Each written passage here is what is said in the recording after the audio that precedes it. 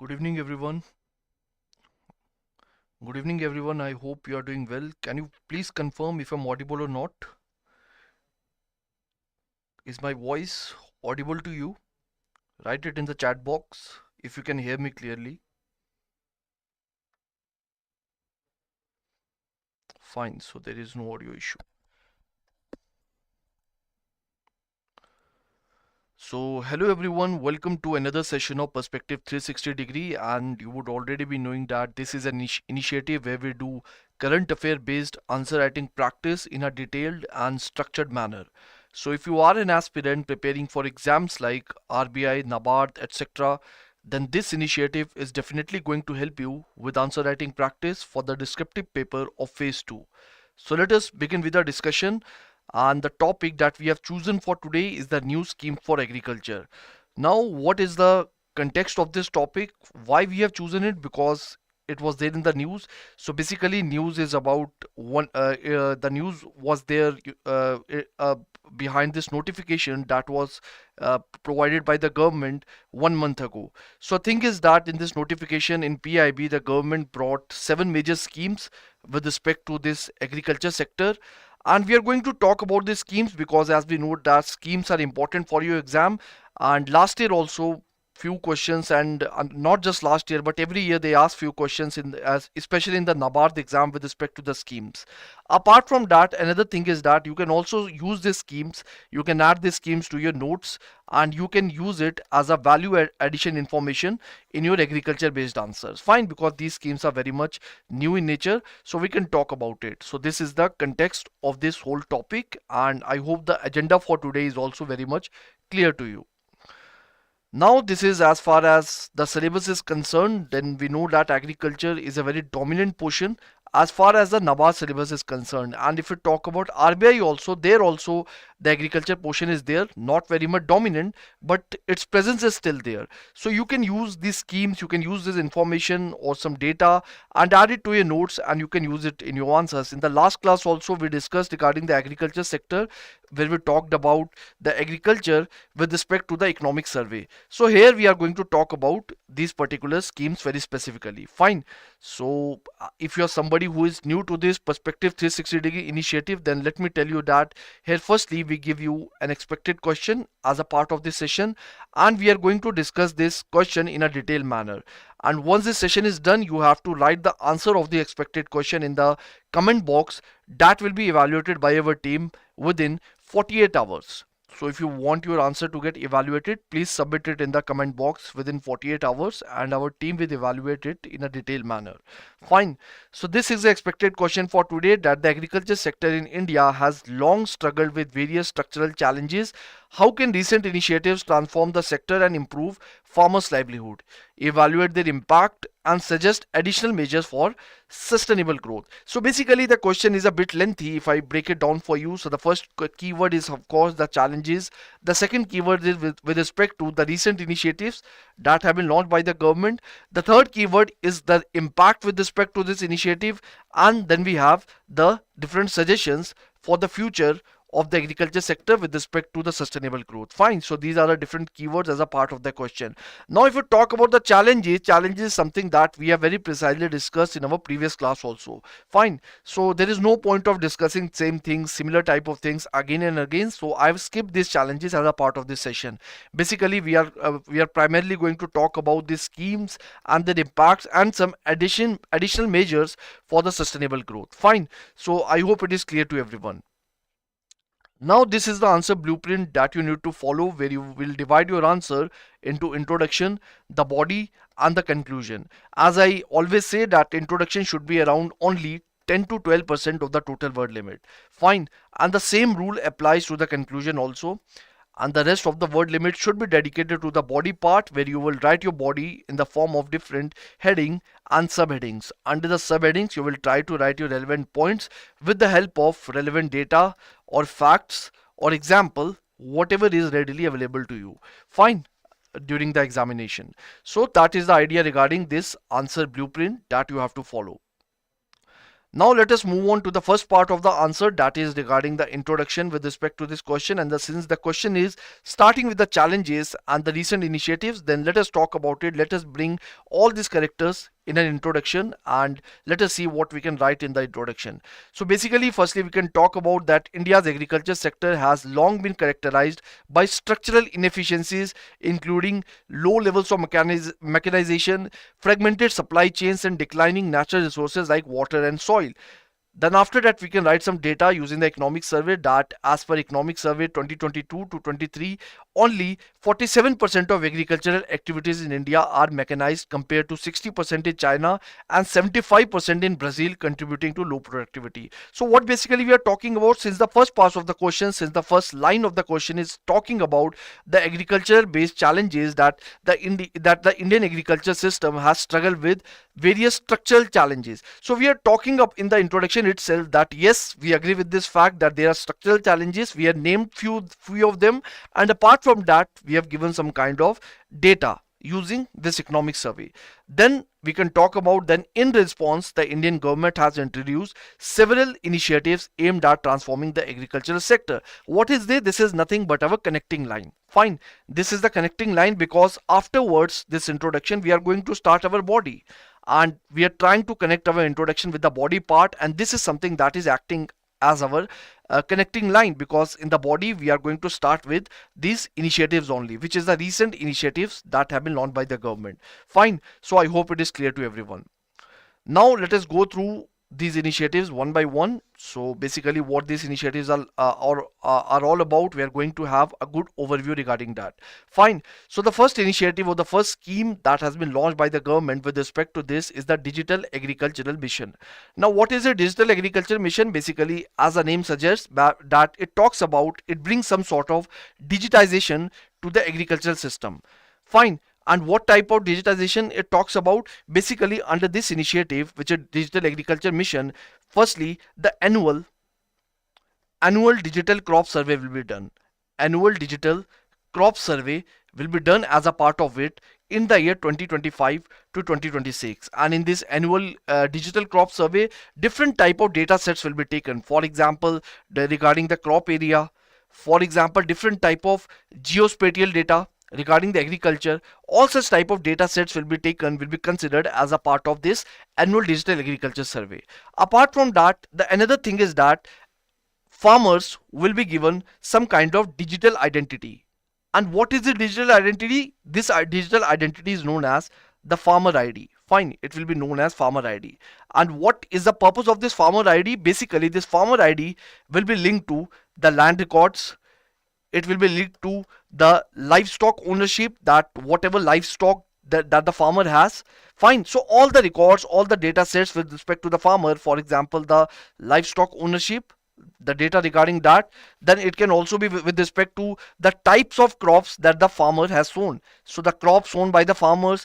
Then it can also include the data with respect to the benefits that the farmer is receiving. What type of benefits? For example, if there is a farmer who has been enrolled under a certain type of scheme, so that type of data can be there. For example, if the farmer is there under certain type of insurance, for example, the insurance under Pradhan Mantri Fasal Bima Yojana, so if he is availing any facility under this insurance, so the government will have this data that so and so farmer with name of XYZ, he is availing such kind of benefits through the government. This is his land record, this is the type of livestock that he is carrying. So through this farmer ID, government will able to have a huge data, a huge information regarding the subsistence of farmers. And what they can do with this data, with the help of this data, the government can formulate different type of schemes that can target this farmer. The government can take different type of measures that can improve the productivity and yield with respect to the agricultural system. The government can also direct the different kind of subsidies to these farmers. Fine,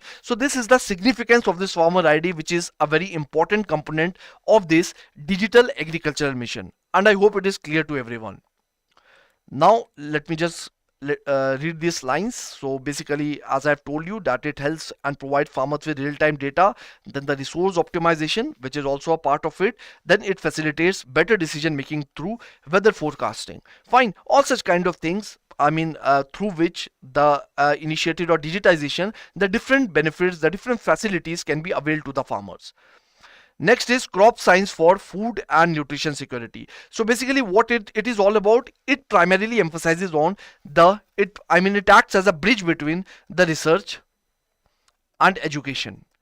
It acts as a bridge between the research and education. How does it act as a bridge between research and education? For example, the research with respect to the plants, research with respect to the insects, research with respect to the microbes. Now the thing is that we know that plants face different type of issues, for example because of the insects, for example the different type of microbes, for example the importance of pollinators that is attached in the agriculture sector. Now the thing is that with the help of this crop science of food and nutrition security, basically we are using the science in order to deal with these different varied type of challenges. And how we can tackle with the challenges? By using the modern type of agricultural approach, which are very much related to the research. For example, the modern biotechnology solutions,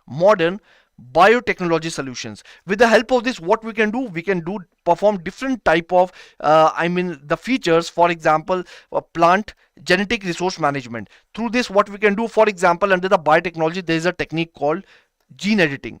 Now with the help of gene editing, what we can do, suppose there is a crop, it has a certain set of gene, and this gene is very much targeted. Fine. So if we will bring some kind of RNA interference or any kind of technology with respect to gene, then because of this editing, we will be able to solve the disease. We will be able to bring some sort of disease resistance in the plants. So this is just an example that how XYZ gene can be manipulated, and because of this, certain type of resistance can be brought in the plant using the modern biotechnology method. For example, the CRISPR-Cas technology, you must have heard about it. Different type of technologies can be used, because of which the food and the nutrition security, it can be attained in this whole agriculture sector. So this is what this whole scheme, this whole initiative, what it all talks about. Fine. And this is something I've already explained to you regarding the crop resilience, regarding the nutritional security, all such kind of different things. Fine. The hidden hunger also. Fine. So for example, the biofortification basically means addition of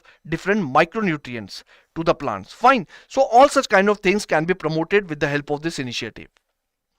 Next is strengthening agricultural education, management and social sciences. So this is very much easy to understand. Basically what the government has done, government has integrated this initiative with the National Education Policy. So National Education Policy 2020, with this the government has integrated initiative, and the government through this initiative, it aims to modernize the research and education and to prepare both students and also the researchers whatever with respect to whatever contemporary challenges the agricultural sector is facing. So how we can prepare the students? By making them aware regarding the different kind of technology, the different kind of management approaches. For example, one of the example could be the integration of agriculture system with the modern technologies. For example, the artificial intelligence, the bioinformatics, the big data analysis, different type of things. Fine. So for example, the remote sensing through the satellites, which can be used for weather forecasting. By making them aware, by making them well handed with these type of different type of integrated technological approaches, what we can do, we can improve the productivity, we can enhance the productivity with respect to the agriculture sector. So this is what this whole initiative is all about. Next is regarding the suitable livestock health and production. So with the help of this is very much easy to understand. So basically this focuses on increasing the dairy production, and also with respect to the animal genetic resource management. For example, the same rule that we were applying on the plant, in case of plant in this initiative, here we are applying it with respect to animals. For example, the modern biotechnological approaches, all such kind of things, with the help of that we can manage this animal genetic resource material for so that can be used to produce high quality animals in the dairy sector and can improve the dairy production. Fine. So this is something that is very much emphasized as a part of this whole scheme, the whole initiative. So it increases the productivity and profitability in the livestock farming, and also enhances the animal health. Fine. Through the different kind of management practices. This is something that we have already discussed. Then the next initiative is regarding the sustainable development of horticulture. So under this, as the name suggests, what we can do, the aim is to increase the farmer's income through the increase in productivity with respect to nothing but horticulture. Fine. So how we can do that? Basically, if we talk about this initiative of sustainable development of horticulture, this basically include a very important initiative, which is the Clean Plant Program, which is nothing but CPC.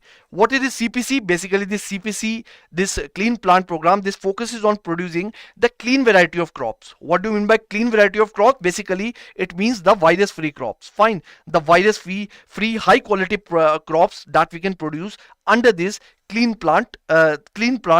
program. Fine, how we can do that? Different type of facilities, for example the tissue culture, for example the greenhouse, different type of techniques can be used in order to produce such type of crops. And when such type of virus free crop, high quality crops will be produced under the horticulture, you can imagine the extent up to which it can have impact on the whole horticulture sector, on the whole agriculture sector, and how it can help us in order to attain this goal of doubling the farmer's income. So that is something that is emphasized as a part of this whole initiative, and I hope it is clear to you. The next is strengthening of Krishi Vigyan Kendras. Now, what is the Krishi Vigyan Kendras? We all know about it. That's Krishi Vigyan. So basically, it talks about the scientific approach. So basically, these are the different Krishi Vigyan Kendra that has basically established by ICAR.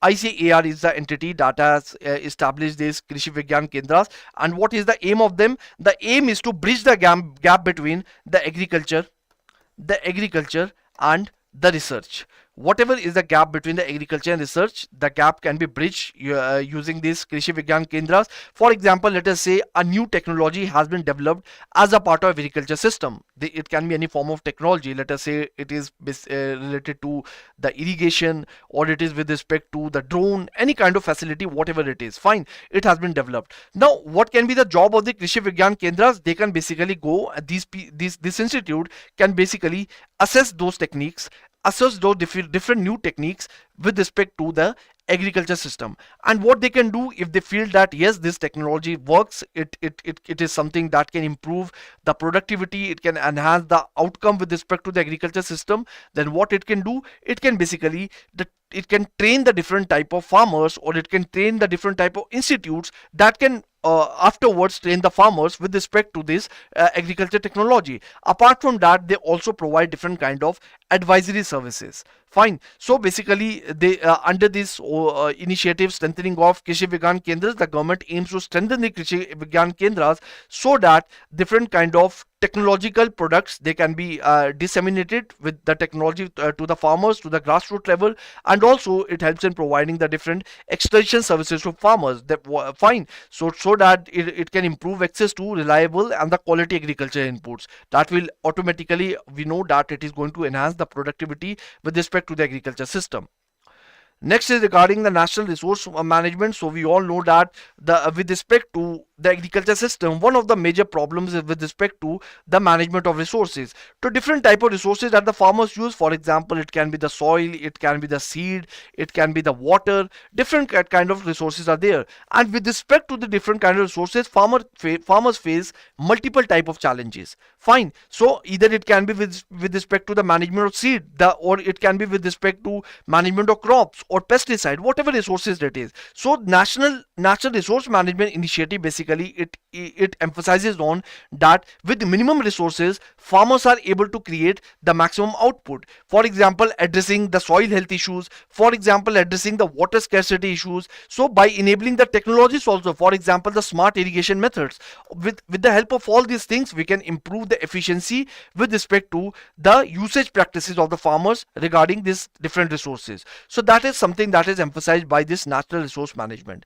Now let us see the different type of recommendations that can be there with respect to the further sustainable growth of the agriculture sector. Fine. So all the recommendations that I have used, I have taken by referring to this Ashok Dalwai committee, a very important committee that gave different recommendations with respect to the agriculture systems regarding the growth of the agriculture system. So you can also mention the name of this committee if you are writing some answer with respect to the agriculture. You can use it, you can write it either in your conclusion, or you can use it as a part of your body, wherever it is applicable. Fine. So this is a name of a committee. Now what are the recommendations that are given by it? So the first recommendation is transition from cultivators to the farm managers. Now what do you mean by that? Now if you see the farmers, if we imagine the farmers, what type of farmers you are able to imagine in case of India? We are able to imagine a farmer that is poor.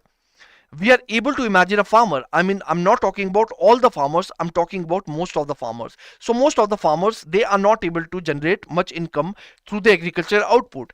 Most of the farmers, if you talk about how do they work, do all the farmers have mechanization? The answer is no. A lot of farmers, what they are doing, they are working on a manual basis. They are working they are doing their job manually because they do not have the resources to avail different kind of mechanization practices. But the thing is that the problem with respect to that, we are seeing farmers just as the cultivators, just who are dependent on the traditional farming. They're selling the produce, they're earning some minimum sort of income through it. But that is an issue. Government does not see the farmers like that, and this is what the vision that has been brought by this Ashok Dalwai committee. So Ashok Dalwai committee has said that the farmers should not merely be the cultivators. That should be just, I can say, the foundational job of the farmers, but that should not be the vision with respect to the farmers that are there in India. So farmers they need to enhance their approach, they need to broaden their approach by shifting from merely the cultivators to the farm managers. What do you mean by farm managers? That farmers have to become businessmen, they have to become decision makers in the farming. For example, one of the smart approaches that had been mentioned as a part of the Ashok Dalwai committee is the outsourcing of resources. Fine. So what the farmers can do, for example, it is a piece of land with respect to farmers. Now what the farmer can do, they want to improve the irrigation management practices. Different form of advanced irrigation management practices are there, but unfortunately the farmers are relying on those traditional irrigation practices only. So what they can do, they can outsource the irrigation management practices by for example, if there is a specialized agency that can develop this that can manage this irrigation facility for them, so they can go and they can sign a contract with this agency. This will help them to build their modern irrigation practices, modern irrigation systems that will help the farmers in the long run. For example, if the farmers want to sprinkle the pesticides in their field, so what you can imagine, you can imagine farmers with that bag, with that thing, and they will manually sprinkle the pesticides, fertilizer in their agricultural fields. Now imagine if they are able to outsource this facility. How they can outsource this? For example, if they sign a certain kind of contract, or certain kind of or if they hire certain kind of specialized agency, and that can help them to sprinkle these pesticides or this fertilizer with the help of drones. So don't you think that that is going to improve the agricultural practices in our system? The answer is very precisely the yes. Fine. So we do not want farmers to stay merely the cultivators. We want them to transform, we want them to upgrade to the farm managers, where they can actually take the decisions with respect to different form of agriculture practices. So this is something, a recommendation that has been brought by the Ashok Dalwai committee, that enable farmers to shift from the role of traditional cultivars to the farm managers by encouraging outsourcing of non-core activities. What can be non-core activities? For example, the pest management, the irrigation system, the farm mechanization, that will help the farmers to use the resources in a strategic manner. Fine. So this is the first point. The second is integrated farming system. Now what do you mean by integrated farming system? For example, imagine a farmer who has a piece of land. Now on this piece of land, for example, this farmer is growing paddy. He grows paddy. Apart from this, this farmer is what he is doing, what else he is doing? He is also raising fishes. Raising fishes. Now where these fishes are being raised, wherever this paddy is being grown, in this water, we know that paddy is a very water intensive crop, so there will be water. In this water there will be fishes. Fine. In this water there will be fishes. Apart from that, he is also rearing poultry. Fine. He is also rearing poultry, and he is also practicing agroforestry. Fine.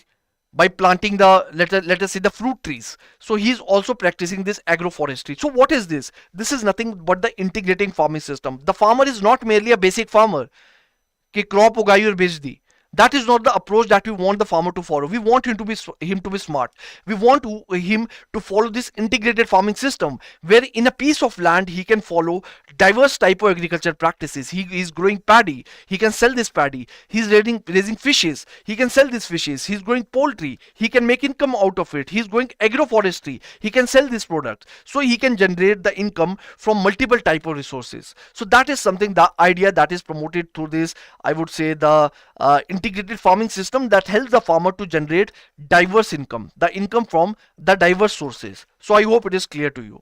Now let me erase the ink So these are the lines, the same line. You can just summarize it, that promote integrated farming system that combine crops with livestock, fisheries, agroforestry, all such kind of thing. Through that it can diverse its revenue streams. Fine. Now let us move on to the next point. The next point is regarding adopt secondary measures. Now what do you mean by that? Adopting secondary measures. Now if you talk about farmers basically, what does a farmer produce? If you talk about farmers at a very basic level, at a very fundamental level, what does a farmer produce? Farmer produces nothing, but it produces different type of raw agriculture products. Why I'm calling them raw agriculture products? Because whatever products that the farmer produces, they are very much raw in nature. Either they are consumed by the consumers, or they are purchased by the different kind of manufacturing industry who uses this raw agriculture products, and they convert them into different kind of products. I mean the secondary products that can eventually be sold in the market. Now what this Ashok Dalwai committee is recommending, that the farmers should try their best. The farmers should be equipped to convert this raw agriculture products into higher value items. Now how can these higher value items be produced? These higher value items can be produced when we equip the farmers to process, in processing, in, let us say, the packaging, let us say the marketing, different kind of things. And when we will equip the farmers in different kind of things, what is going to be happen with respect to that? What is going to be the advantage? The advantage is going to be that the farmer is going to be very much independent. He is not going to stay dependent. Dependent on what? Dependent firstly with respect to his income.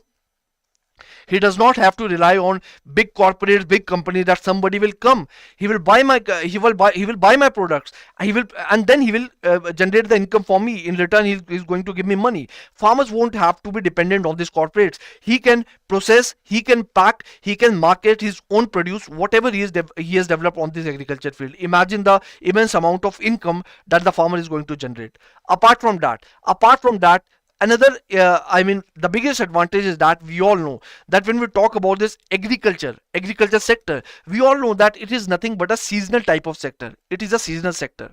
Fine. So whatever crops you are doing, most of the times those crops are seasonal. So what the farmer can do, when he will only follow the traditional farming, he will rely on these seasons. He will be dependent on the seasonal nature of the agriculture sector. But once he will diversify it, once he will learn this, he will be equipped with processing, he will learn with packaging, he can learn with marketing. What he can do, he won't have to depend on this seasonal nature of the traditional farming. What he can do, for example, he produces some kind of horticulture products. He can use it to produce, let us say, the processed output, for example, the jam, or let us say the tomato sauce. He can sell this tomato sauce in the market, and what he can do, he can sell it at the different points of time for a longer period of time, and what he can do, he can generate the income. So farmers won't have to depend on the seasonal nature of this agricultural sector. So that is the biggest advantage, I would say, when the farmers are equipped, when the farmers adopt what? They adopt the secondary agriculture, not just the primary basic agriculture. Fine. So this is something that has been recommended through this Ashok Dalwai committee. I hope it is clear to you. So this is something that I have already discussed, concept of secondary agriculture, where farmers add value to raw materials through processing, packaging and marketing, and all such kind of things. Fine. I hope it is clear to everyone. Now let us talk about another type of recommendation, an important recommendation by Ashok Dalwai committee, which is to adopt folk to farm approach. Now what does it mean? Now what type of approach is farm to folk approach. Now what do you mean by farm to folk approach? Folk basically means the folk that we use on the dining table, which basically represents the consumer demand. It represents the consumer demand. Now basically the problem with farmers is that farmers, they will produce their product in the farm. Fine. And what they do, they do not have a vision, they do not have certain kind of understanding that what is going to be the long term output with respect to those products. So basically what they are doing, they are just producing the product, and they are focusing that somebody will come who is going to purchase the products for me and is going to give me some kind of income. It is going to act some kind of revenue stream for me. But Ashok Dalwai committee says that we farmers need to reverse this approach. Farmers have to become visionary. They have to think not from the side of the producer, but they have to think from the perspective of the consumer. farmers have do not just have to be the producer कि यार produce कर दिया, मैं अपने खेत पे crop उगा दूंगा, कोई आएगा खरीदेगा और मैं बेच दूंगा. That is not the approach. That does not make the farmers independent. That does not make the farmer visionary. What do we want? We want farmers to follow the approach of folk to farm. How does it bring the difference? That farmers have to understand the demand of the folk. By folk, I mean the demand of the consumer. What does the consumer want? For example, what does the consumer want? Consumer want the organic products. Consumer want the ready to eat items. Fine, ready to eat items. Or let us say, consumer wants specialized packaging, all such kind of things. But what is the problem with farmer is not aware about the thing. Farmer is not thinking or not bringing these things as a part of this vision. So what we want farmers to understand that these are the demands of the consumers, and based on that, what farmers can do, farmers can add the input to the products that they are producing on their agriculture field. So they can add value to their product, they can do the branding of their product in order to meet this demand. They can grow organic farming in their product, they can perform, or they can grow the organic products on their farm, which are in high demand among the consumers. So this is just an example, but the thing is that farmers need to change their perspective.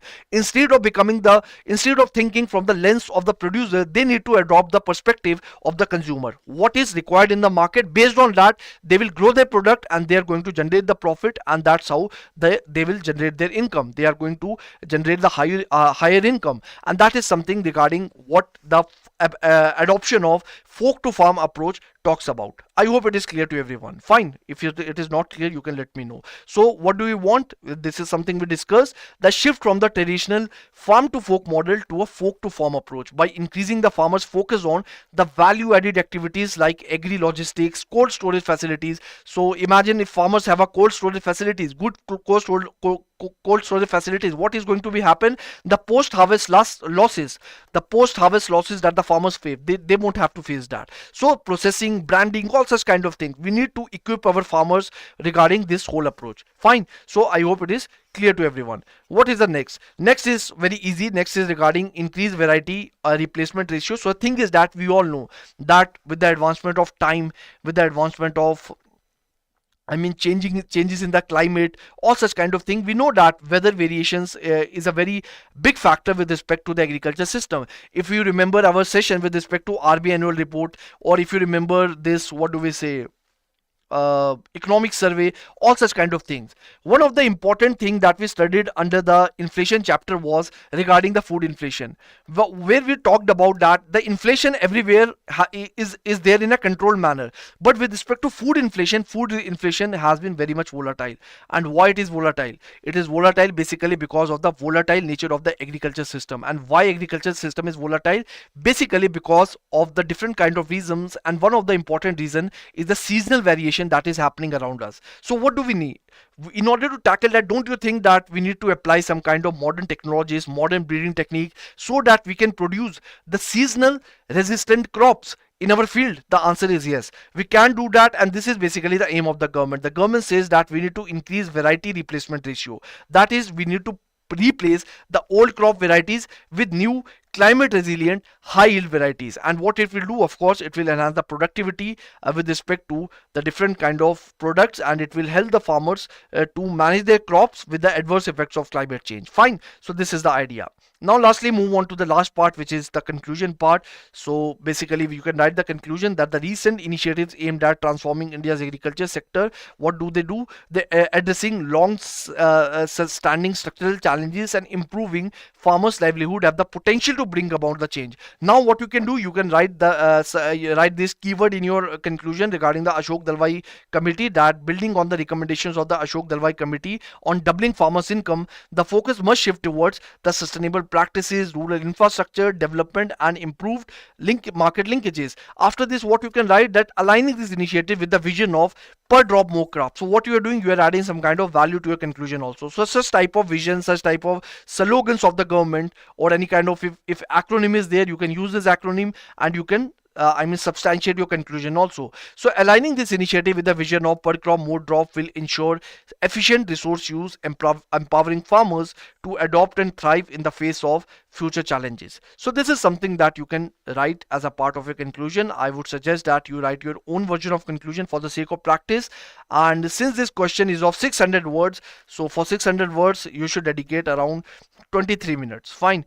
23 minutes to write this answer. If you're not able to write it within 20 minutes, 23 minutes, that is also okay. Keep practicing, eventually the time will get reduced. So 23 minutes for answer writing and 2 minutes for what? 2 minutes for proofreading. Fine. So 2 minutes for proofreading, where you can check your grammatical mistakes, where you can check your spelling mistakes, all such kind of things. Fine. So in totality for this 600 words question, you have to dedicate 25 minutes. That is the maximum amount of time that you can dedicate. Otherwise you won't be able to finish your paper on time. Fine. So that is the idea, and that is it from my side. And these are the EduTap blogs that you can follow, where you can find different informative articles with respect to different range of competitive exams. So you can go through it. It will be very helpful for you. So that is it. So now let me go to the chat box if there is something. Okay, Sayed, we will try. We will try to bring that. We'll talk about it. Anyone else? Fine. So there is nothing in the chat box. So if you want anything else from our side, you can write the topics in the comment box. I think in the last video somebody had written regarding ADB. I will try to do a session on this ADB also. We will do it. It was there in the news. So that is it. So thank you so much and all the best.